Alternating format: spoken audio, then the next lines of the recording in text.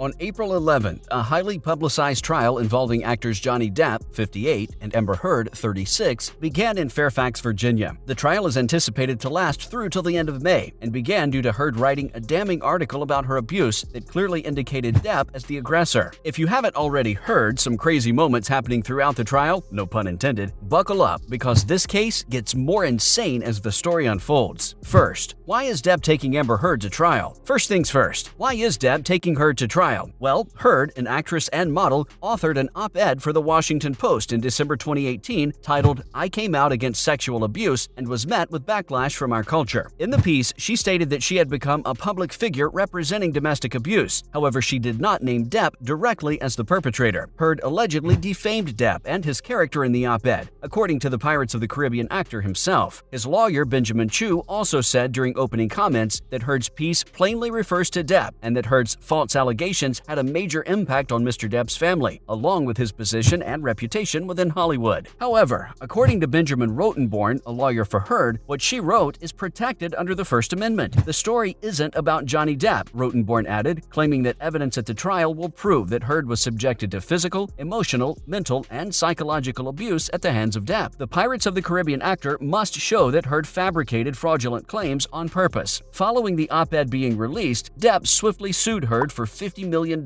citing defamation. Heard then countersued Depp for $100 million. She claims her ex-husband defamed her by referring to her allegations of abuse as fiction. Benjamin Chu, Depp's lawyer, then stated that the article incorrectly applied that Depp assaulted Heard physically and sexually throughout their marriage. Mr. Chu told the court there was an obvious reference to a restraining order Heard sought in May 2016, right after Depp told her he wanted a divorce, in which she alleged she had been physically abused, according to various online reports. In 2020, Depp lost a slander action involving Heard. He had sued The Sun, a British tabloid, over a headline that referred to him as a wife-beater. The marriage of Heard and Depp lasted from 2015 to 2016. In 2019, he filed his current defamation complaint a year after she released the op-ed. Now, this brings us to today and the contentious ongoing trial between the two actors. But where did this all begin? Where did it all begin? Well, it was reported that Heard filed for divorce from Depp on May 23, 2016, and 4 days later received a temporary restraining order against the Oscar nominee. She claimed that Depp had physically abused her throughout their relationship and that it typically happened while he was either high on drugs or alcohol. She said that an incident occurred on May 21st, just before she filed for divorce, in which Depp hurled his phone at her, leaving her with a damaged face. However, a police official told online media sources that no crime had actually been committed. Heard then testified under oath in a deposition, but when she withdrew her request for a domestic violence restraining order, a settlement was struck. She also revoked her $50,000 per month spousal support request. Following the demise of their marriage, Heard received a massive $7 million